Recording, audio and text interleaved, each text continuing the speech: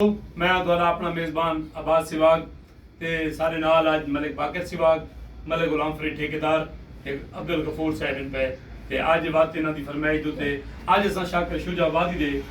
ਇੱਕ ਡੋੜਾ ਤੇ ਸਿਰਫ ਇੱਕ ਨਜ਼ਰ ਸੁਣਾਉਣਾ ਚਾਹੁੰਦੇ ਹਾਂ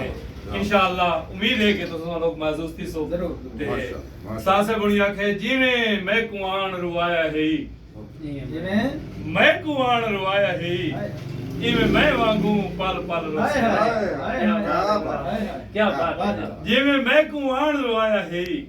इवें मैं वांगू पल पल रोसे हिक वारी रो के थक पोसे वाल दुख सिया दिल तू वल रोसे ते ना बह के हाल वंडेसिया कोई ना बह के हाल वंडेसिया कोई तू ला गंदियां को कर रोसे बस शाकिर फर्क मियाज दा है मैं रोंदा आज तू कर रोसे क्या बात उस्ताद साहब दी सही एक गरीबी देवाल नाल गजल है कि जेड़ी के शायद सदियां तक याद रखी वैसी कि इस तो चंगी शायरी गरीबी दे कैम बंदे ने नहीं की कि उस्ताद से बनिया के फिक्र दा सिर जो भरदा है सुजे ने शाम थी वेंदी फिक्र दा सिर जो भरदा है सुजे ने शाम थी वेंदी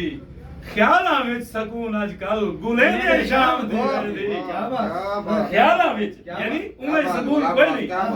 ख्यालां विच सकून अजकल गुले ने शाम थी वेंदी उन्हां दे बाल सारी रात रोंदन भुख तो सुमदे उन्हां दे बाल सारी रात रोंदन भुख तो सुमदे नहीं जिन्हां दी कहंदे बालां को खिड़े ने शाम क्या बात अगर उस्ताद होनी आखे कि कदई तो दुख भी टल वैसन कदई तो सुख दे सावल सन